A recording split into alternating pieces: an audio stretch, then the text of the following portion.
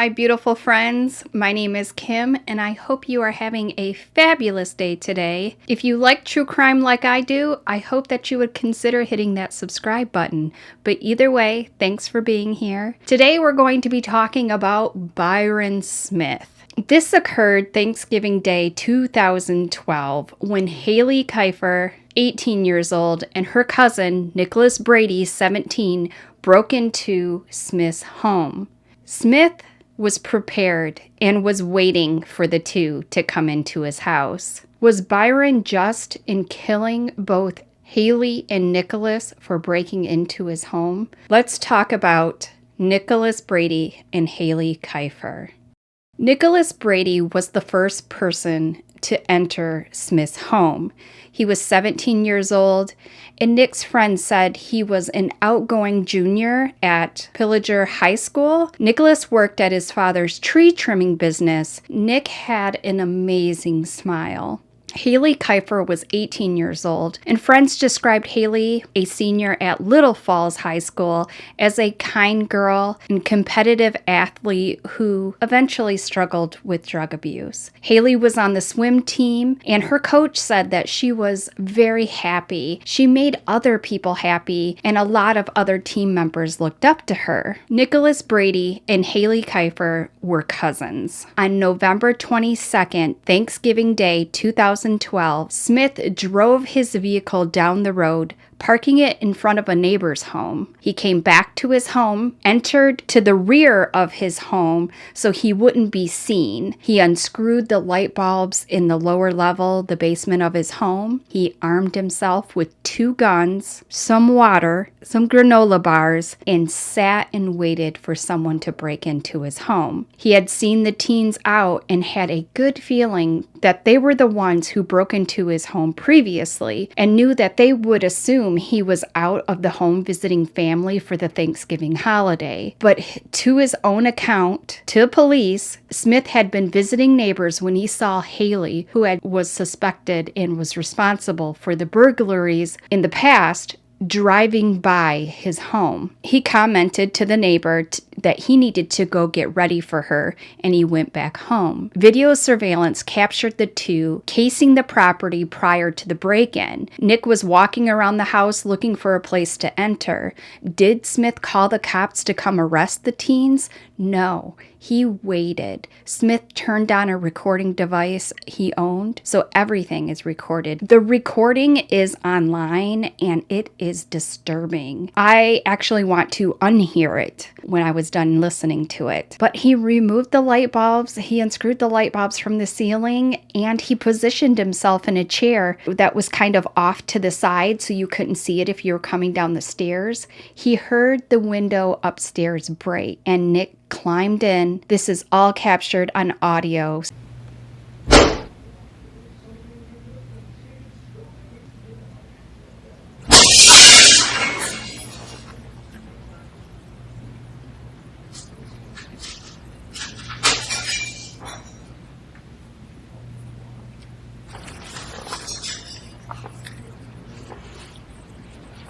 Smith was waiting in silence for 12 minutes, heart pounding until Nick began to descend into the basement. Smith did not call the police in this 12-minute wait. Instead, he waited like a hunter to their prey. Nick heads downstairs to the lower level, and Smith shot Nick twice on the stairs. Nick falls to the bottom of the stairs, but Smith is not done. He walks over to Nick's lying bleeding body, and he shot him once in the head. Smith then made taunting remarks to Nick's body, wrapped it in a tarp, and dragged it to another room.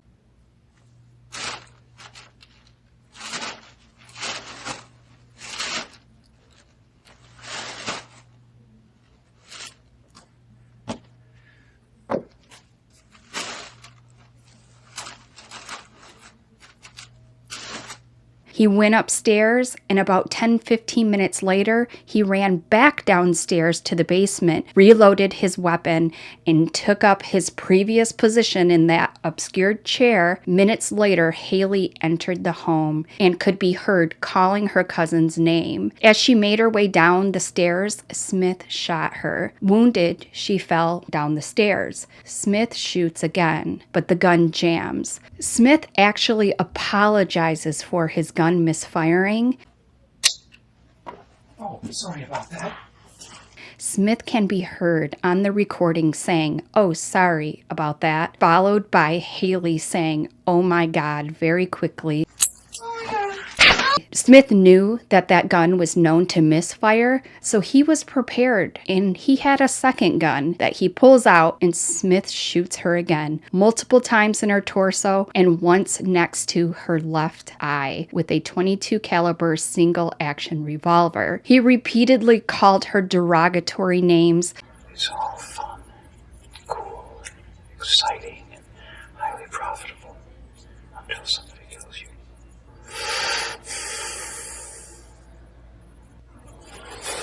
It's begging to have him shoot me. That's like begging to have him shoot me. Yep. You should see the rugs on the basement floor.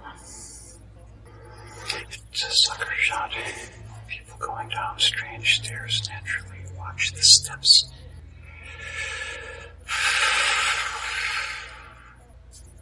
Like I give a damn who she is. Like I care who she is.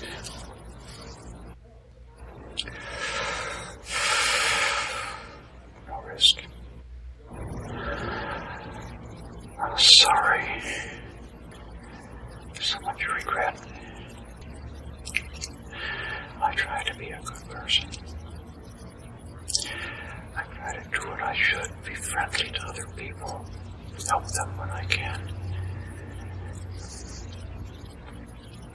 Try to be a good citizen, not cheat people, be fair. A bad family raises a bad person like this. And because I try to be a decent person, they think I'm a patsy. I'm a sucker. They think I'm there for them to take advantage of. Is that the reward for being a good person? And then they dump this mess on me. It's not a mess like spilled food. Not a mess like vomit. It's not even a mess like diarrhea. It's far worse. Then they take slice after slice out of me. $5,000 slice, $10,000 slice. And if I gather enough evidence, they might be prosecuted. If they're prosecuted, it might go to court. If it goes to court, they might be found guilty. If they're found guilty, they might spend 6 months, 2 years in jail. And then they're out, and they need money worse than ever, and they're filled with revenge. I cannot live a life like that. I cannot have that chewing on me for the rest of my life. I cannot. I refuse to live with that level of fear in my life. I refuse to live with that level of fear in my life. She's tough. She's hard candy.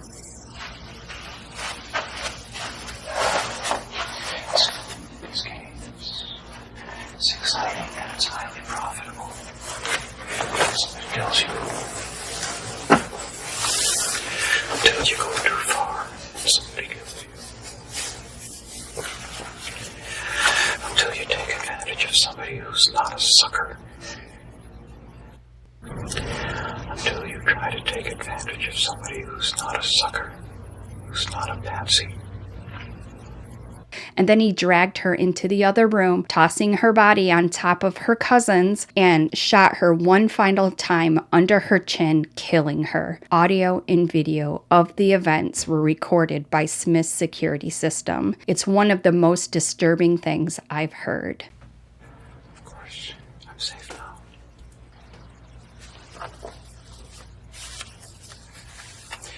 cute. I'm sure she thought she was a real pro. No rush, but, when it's convenient for you.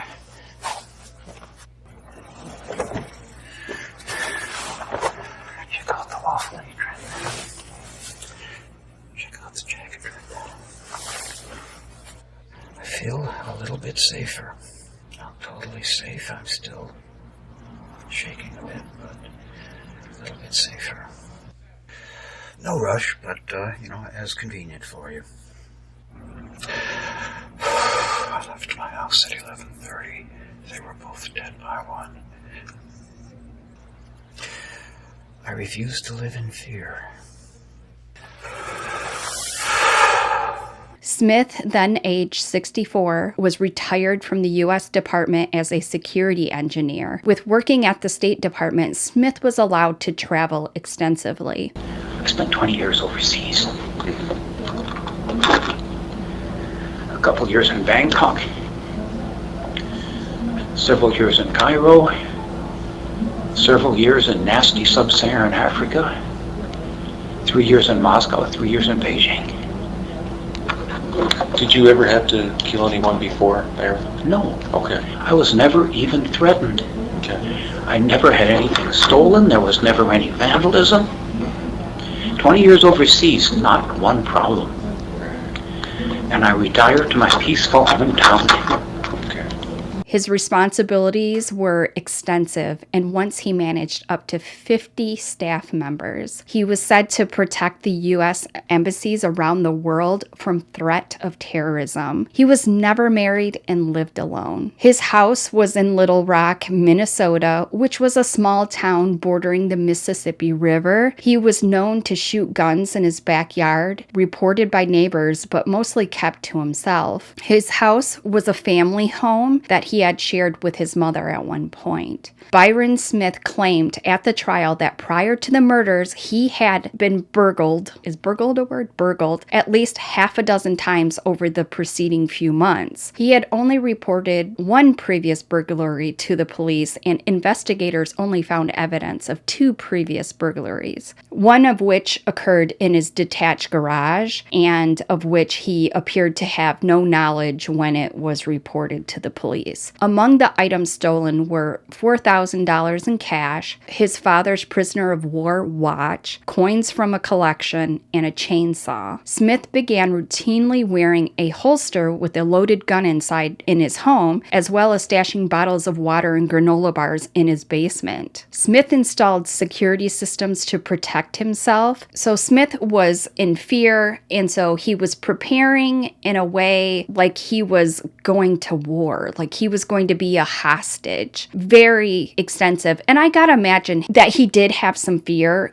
Getting your home broken into is such an invasion, and you do feel unsafe. So some of it is warranted, but he was a little over the top. But as far as Haley and Nick, there was some evidence that Haley and Nick had committed 2 previous break-ins, and Nick was being investigated for prior burglaries, including one earlier that day that they were killed. If Smith would have called the cops and would have had them arrested for his robbery, they would have found the stuff in the car and arrested them for the other burglaries. Smith wouldn't have had to worry about them for a while, because I'm sure they would have been in jail for the robberies. They didn't deserve to die, in my opinion. Smith piled them on a tarp so they wouldn't mess up his carpet, stored them in another room, he closed the door, and went on with his day. Smith waited until the next day to notify police of the shootings, claiming he didn't want to bother the police on Thanksgiving Day. I have to ask, Byron, after the shooting and it's done, why didn't you call law enforcement to report what happened? For the first couple hours, I was just shaking. And I gradually shifted into worrying about another accomplice. There'd already been 2. Who knew that both the brass-plated bitch and her husband were both watching? As far as I knew, the whole family was in on it. Bill and I thought the whole family was in on it. And I was pretty much afraid to do anything. An hour later, I had the screwball thought that seems sort of irrational now, but just because my Thanksgiving screwed up, I don't need to screw up yours. Okay. Is that kind of why you didn't call law enforcement? That was a part of it. And I was also sitting there thinking, it's all over, it's not going to change. I can wait till tomorrow in the daylight. I might be thinking more clearly. Okay. I saw it as a static situation. Sure. How considerate of you, Smith, but you have 2 teen dead bodies in your basement. Morris County Sheriff Michael Wetzel had acknowledged that Nick and Haley there to burgle Smith's residence. There was no denying that. Smith's sister claimed Nick stole drugs from her home on August 28th, a case that was still under investigation and at the time of Nick's killing. Evidence recovered from the car driven by Nick was linked to a burglary of the residence of a retired teacher that night before he and Haley were killed by Smith. Smith's statements to the police described delivering the fatal blows to the heads of both teens after he had shot them on the stairs, and they lay wounded on the basement floor. He wanted to make sure they were dead. In his statement, Smith said that Haley had let out a short laugh after she fell on the stairs, saying, "If you're trying to shoot somebody and they laugh at you, you're going to go again." So you'll see 2 different patches of blood on the floor. Okay. And when the gun clicked, misfired, she laughed at me. And When she was laughing at you, she was at the bottom of the steps on the floor? it wasn't a very long laugh because she was already hurting. But, there was this smirk. And, okay, there was another red button I guess most people would have. If you're trying to shoot somebody and they laugh at you, you go again. So when she laughed at you, how did that make you feel? Did that infuriate you or make you upset? Or I knew that the gun had misfired previously. I take care of it. I was right. And I just pulled it out, and yes, I fired more shots than I needed to. Okay. Why did you fire more shots than you needed to, do you figure? 32 is a pea shooter, and I was very, very threatened, unhappy. You were mad, correct? Yes. Okay. She had basically enraged you for laughing at you, do you think? That was part of it? No, that was incidental. Whoever it was who was breaking into my home had been doing it for so long that I was no longer willing to live in fear. Okay. So it was kind of correct me if I'm wrong, Byron, but it seems like a combination of things that made you mad, basically, at that point. Would that be fair to say? I was far over the edge. Okay.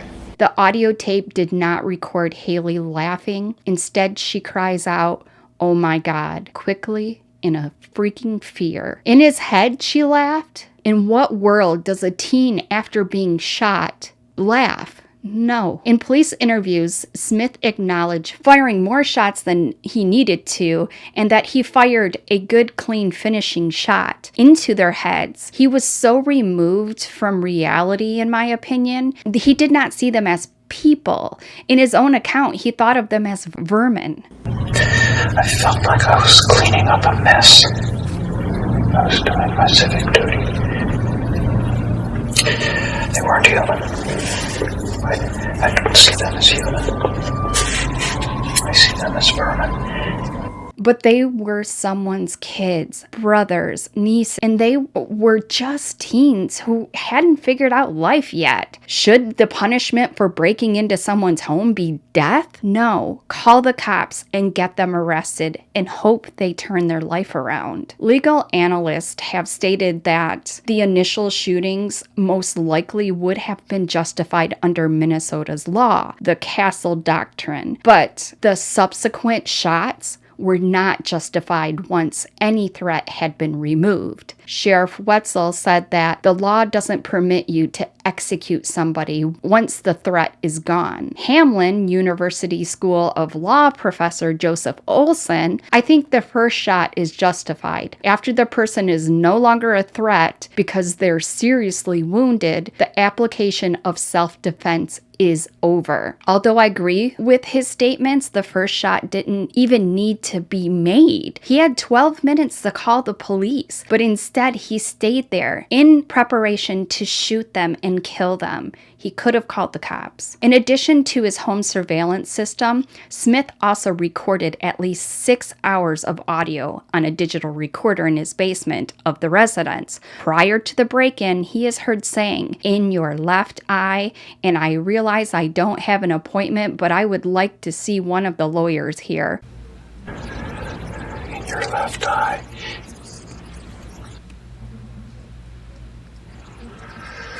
Bruce, stop by tomorrow morning. No rush, but as soon as convenient. Can you do that? Yeah. Park to the north. 100 yards north of the corner, and walk in from the west. I realize I don't have an appointment, but I would like to see one of the lawyers here. The prosecution noted that Haley was later shot in her left eye by Smith and alleged that the other statement is a rehearsal of what he wanted to say when making an appointment with the lawyer. Following the shootings, Smith made a number of statements, including, "I was stuck with it. In some tiny little respect, I was doing my civic duty." In some tiny little respect, I was doing my civic duty. Because the law enforcement system couldn't handle it, I had to do it. I had to do it. The law system couldn't handle her. And it fell in my lap. And she dropped her problem in my lap. And she threw her problem in my face. And I had to clean it up. I have not yet called the sheriff. They weren't human. I don't see them as human. I see them as vermin. Social mistakes. Social problems. I don't see them as human. I see them as social defense. This bitch was going to go through her life spoiling things for other people. Thieving, robbing, drug use. The law enforcement system couldn't handle it.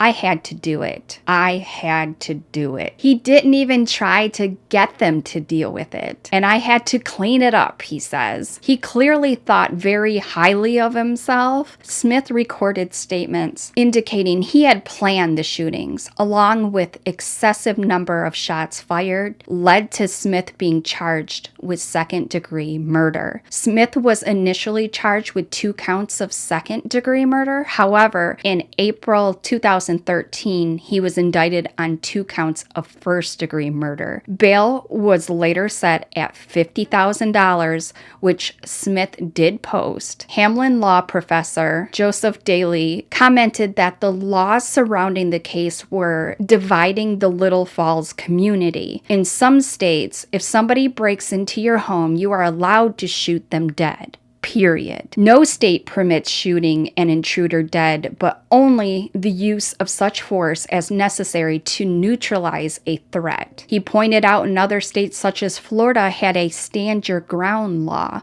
but Minnesota had what's known as a reasonable person doctrine. If a reasonable person would see if you are in fear of great bodily harm or death, that's our statute. It comes down to what would a reasonable person see in this situation for Mr. Smith. Arguing that execution is reasonable. I disagree, Professor. 100%. On April 21st, 2014, Smith's jury trial commenced in Morris County. Smith was represented by attorneys Stephen J. Meshbesher, Mesbusher, and Adam T. Johnson. On April 29, 2014, Smith was found guilty on 2 counts of first-degree murder with premeditation and 2 counts of second-degree murder after 3 hours of jury deliberations. He was immediately sentenced to life in prison without the possibility of parole. The audio recordings were named by the jurors as the biggest influence on their decision. That was the most damning piece of evidence, in my mind, was one of the 12 jurors' statements following the trial. The audio recording of the actual killings and the audio recording of Mr. Smith's interview immediately after his arrest